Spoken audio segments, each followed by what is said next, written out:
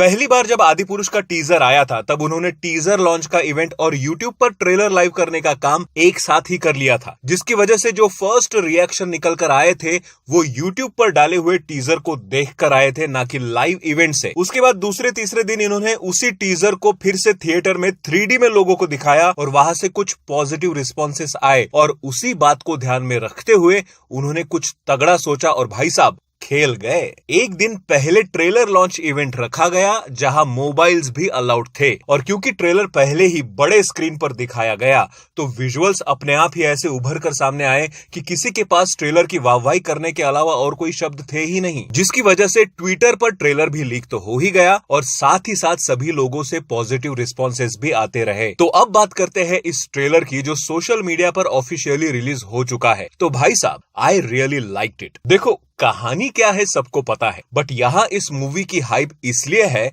क्योंकि ये आज के जमाने में बन रही है, ऊपर से आज के जमाने के सुपरस्टार्स है एंड वीएफएक्स तो तगड़ा है ही। बाकी ट्रेलर की अगर बात करें तो दे प्लेड स्मार्टली। पिछली बार इन्होंने सीजीआई और सीजीआई से भरे कैरेक्टर्स पर ज्यादा फोकस किया था, लाइक उड़ते हुए CGI demons, CGI monkey, CGI चमगादड़, लेकिन इस बार सीजीआई कैरेक्टर्स पर फोकस ना करते हुए ज्यादा इन्होंने डायलॉग्स एंड कैरेक्टर्स पर फोकस किया विथ मेस्मराइजिंग म्यूजिक। भाई म्यूजिक तो मानना पड़ेगा कि पूरे ट्रेलर में सबसे बेस्ट है और कुछ एक ऐसे शॉट्स दिखाए हैं जिसमें तालियां और सीटियां मारने का मन करे, लाइक हनुमान जी का विशालकाय रूप, हनुमान जी के हाथ में वो संजीवनी पर्वत, समुद्र के ऊपर से सोनिक स्पीड से उड़ते हुए उनका एक सीन और हॉलीवुड मूवी की तरह एक विशालकाय पेड़ से रास्ता पार करते श्री राम और उनके साथी। बाहुबली में एक सीन था जब वो अपने सैनिकों को मृत्यु क्या है मृत्यु जिस पर एक मस्त सा मोटिवेशनल स्पीच देते हैं, वैसा ही एक स्पीच यहां पर भी दिखाई पड़ रहा है जो अगेन गूजबम देता है। एंड स्मार्टली अगेन उन्होंने रावण का फुल फॉर्म लुक इस ट्रेलर में दिखाया ही नहीं, बस एक छोटा सा ग्लिम्स देकर छोड़ दिया। बट जो शॉट चूज किया है वो अगेन मानना पड़ेगा कि स्मार्टेस्ट चॉइस थी, क्योंकि वो रावण को इंट्रोड्यूस करने वाला एक अकेला शॉट इतना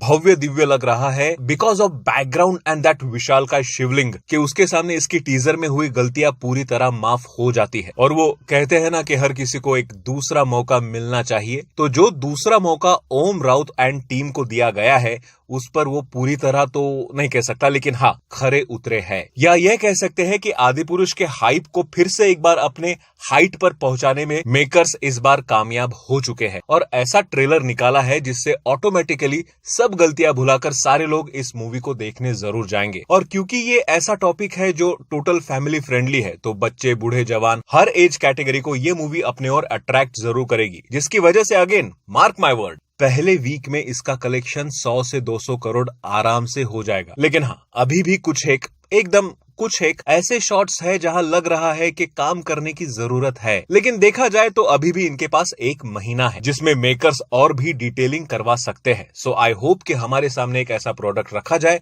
जो story wise, acting wise, VFX wise सर्वगुण संपन्न हो। मूवी आ रही है 16 जून को हिंदी और अदर रीजनल लैंग्वेजेस में। आपके इस ट्रेलर को लेकर क्या विचार है मुझे कमेंट में जरूर बताना। मिलते हैं अगले वीडियो में, बाय।